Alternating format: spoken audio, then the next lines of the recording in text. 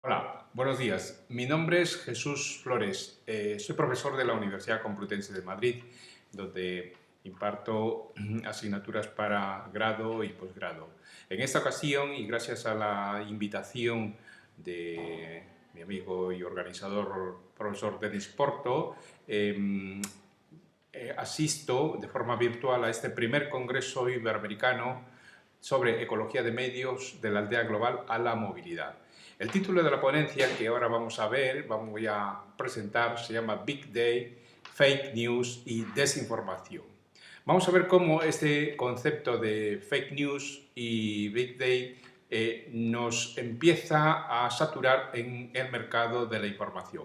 En primer lugar, hablamos de la evolución del ciberperiodismo como una cuestión latente dentro del periodismo de bases de datos. Hablar de Big Data o Big Data, como se conoce en el mundo hispanoamericano, es hablar de procesos periodísticos que cada vez más impactan en el concepto de ecología de los medios de comunicación.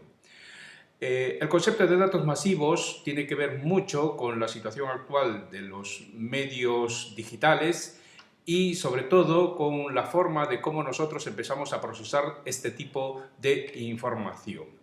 Un tipo de información que obviamente tiene que ver con lo que también nosotros estamos asistiendo a ver, y es el concepto de infoxicación, de noticias falsas, conocidas también como fake news, o de noticias falseadas, como se denomina en otros entornos. En cualquier caso, causas que tienen que ver con la desinformación.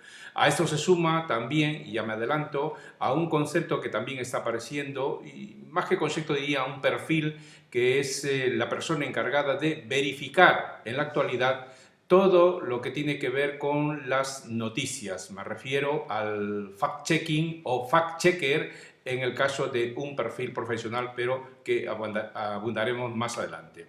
En todo caso, lo que nosotros vemos en la actualidad como este concepto de Big Data y que sumado a los medios sociales, pues crean un paradigma nuevo dentro de todo el comportamiento de los estudios de periodismo y la evolución del periodismo profesional. Vamos a ver cómo, a partir de lo que se conoce como, y antiguamente se conocía ya en el siglo XIX como una ciencia llamada conductismo, que se basa en la idea de que puedes alterar de forma fiable el patrón de comportamiento de una criatura, persona o animal, a través de un ciclo de retroalimentación, y puedes medir lo que hace la criatura. En todo caso, vemos también que esto comporta pues cierta adicción. Asistimos quizás a una especie de elemento adictivo. Lo que es diferente de formas anteriores de medios y de publicidad es que puedes medir constantemente todo, es decir, desde la expresión facial, con quién hablamos, lo que decimos y, por supuesto, lo que buscamos. Y si todo eso se mete en algoritmos con los que decides qué tipo de alimentación recibe esa persona en redes sociales o información, y se buscan correlaciones de qué forma el cambio en el feed cambia el comportamiento. En ese modelo, que algunos investigadores empiezan a llamar como elemento adictivo de los medios sociales, ¿no?, el uso de los medios sociales, y en esta eclosión de los datos masivos, si se buscan esas correlaciones en millones de personas que parecen compartir algún aspecto con esa persona, nos vamos a dar con un resultado realmente asombroso. Y gradualmente, por estadística, sin ni siquiera entender por qué, nos damos cuenta de que puedes cambiar a la persona a través de cambios que se dan en el propio feed. En este contexto de adicción de los medios sociales, el objetivo número uno, y que tienen muchas plataformas de medios sociales, es crear o convertir adictos de las redes sociales, de forma que sigan los usuarios usando este tipo de redes sociales, que sientan que tienen que estar ahí todo el tiempo. Y el objetivo número dos será satisfacer a los verdaderos clientes, que son los que pagan por manipular y cambiar a la gente, que puede ser para que compren algo o para que se desencanten y no voten. Lo negativo en este caso, funciona mejor que lo positivo y es así como el mundo se convierte en un caos. Y en este caos surge precisamente esa desinformación, esas fake news que tan de moda están en estos tiempos actuales.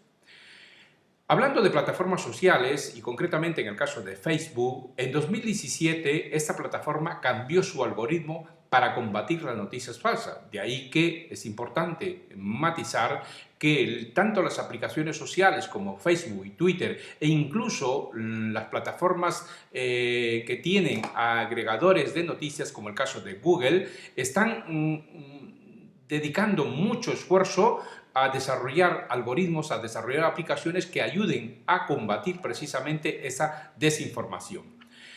¿Con qué objetivo en 2017 Facebook hizo este cambio de algoritmo? Con el objetivo de limitar la viralización de contenido de mala calidad y sin veracidad. Ese fue el real motivo por el cual Facebook cambió ese algoritmo. Hay que tener en cuenta además que Facebook clasifica las noticias del newsfeed según cuáles pueden ser más relevantes para el usuario. Obviamente, con la actualización que se dio en 2017, se han tenido en cuenta ciertos criterios para evaluar la veracidad del contenido.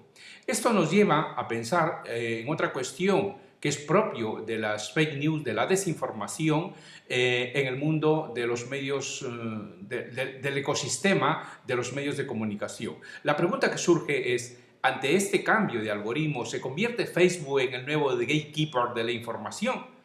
Esa es una cuestión que también nosotros, los profesionales de los medios, tendremos que debatir. Así, si en una página difunde información que diferentes usuarios clasifican como spam, la red social, Facebook en este caso, comenzará a reducir la importancia de esa página y la mostrará cada vez menos.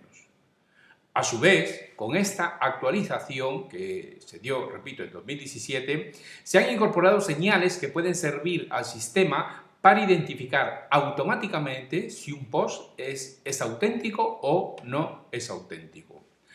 Asistimos pues a un modelo también de datos sin fronteras.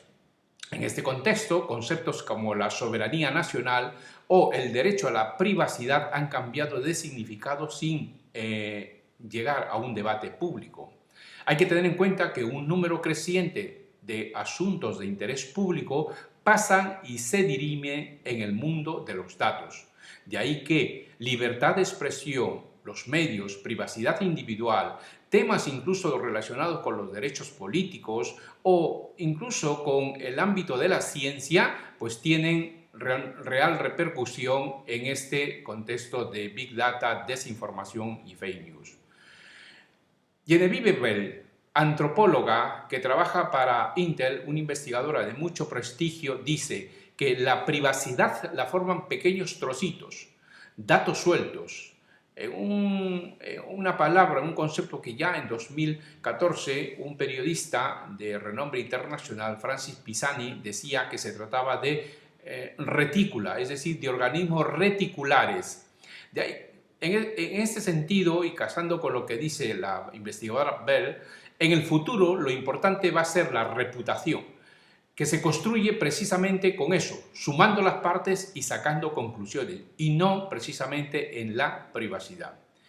Esto, obviamente, no significa que no haya fronteras. Hay que educar al consumidor sobre qué es lo adecuado en todo contexto. En este sentido, entre lo privado y lo público, veremos cómo, si hace unos años nos hubieran preguntado, por ejemplo, qué formaba parte del ámbito profesional o personal, qué es lo que considerábamos esfera pública o privada, o qué línea separaba la comunicación externa de la interna, es posible que hubiéramos tenido una clara respuesta. Sin embargo, hoy en día, en el mundo de los datos masivos, en el mundo del Big Data, nos cuesta un poco más dibujar los límites de estas dicotomías. ¿Por qué? Precisamente por la llegada de Internet y el uso creciente de los medios sociales, que están desdibujando muchos de los límites que ya teníamos asumidos y que hasta ahora dábamos por sentado. A estos retos nos enfrentamos las personas, pero también las organizaciones de noticias. Las claves para saber cómo actuar ante estos temas pasan, en mi opinión, uno, por tener en principio una actitud digital, es decir, este concepto de cibercultura que realmente nosotros tenemos que empezar a tomar buena nota y sobre todo a educarnos en estos ámbitos, y en segundo término, aplicar el sentido común. En este contexto de datos sin fronteras, obviamente nos referimos a los datos en el sentido informático del término, es decir, registros generados por los dispositivos móviles que hoy llevan miles de millones de personas hasta enormes ficheros con información financiera, de movilidad, de pasajeros, de transacciones de tarjetas de crédito, pasando por dispositivos de monitorización de actividades personales o incluso de los llamados metadatos recopilados por operadores de telefonía.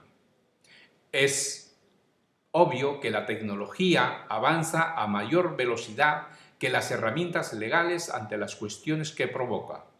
Un ejemplo ha sido el esfuerzo por parte de autoridades europeas por hacer valer el llamado derecho al olvido. Un intento de adaptar la legislación de varios países y aplicar a escala europea su equivalente digital.